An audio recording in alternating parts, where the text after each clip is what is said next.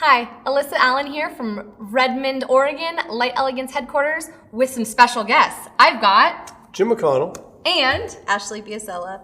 We're coming to you today with some special questions that we've gotten that have come right to Ashley from our education team, from trade shows, from end users, and we want to take the time to answer them directly. So, Ashley, take it away. So I think as nail techs, we've all kind of heard the client come back and say, well, my nail just popped off. And, sometimes we can blame client error, but I think a lot of times, if we are trying to figure out what gel we're supposed to use, our prep is on point, our tools, you're using all the right things, and still you find that you're having issues with your client's nails, maybe it's something to do with their flexibility. So I find sometimes on really flexible nails, I still struggle even using Jimmy gel. So does that mean it needs to be a harder product? Does that mean we need to go, how do we kind of know which direction to go from there? Usually we would say, let's examine our Lexi line, but there's one of the reasons why we brought Skinny Jimmy into the family.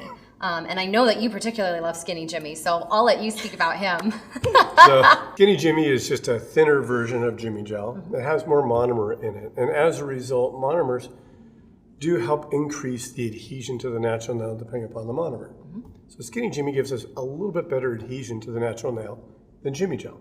It does. So if that's the case, you could do your regular prep, use tack, go Skinny Jimmy, and then after the Skinny Jimmy, if you're looking for something harder up on the top surface, you could then cap it with, say, Extreme Cool Gel, something along those lines. That way, that Skinny Jimmy helps absorb the flexibility of the natural nail without disturbing the adhesion of the gel, the Lexi-Line gel, on top of it.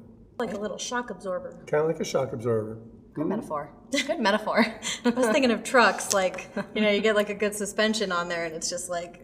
I love that. I love it. I like to also use the suggestion about having the client feedback and their lifestyle. I've mentioned before, I used to be an extreme gal. I love the flexibility. I love the consistency.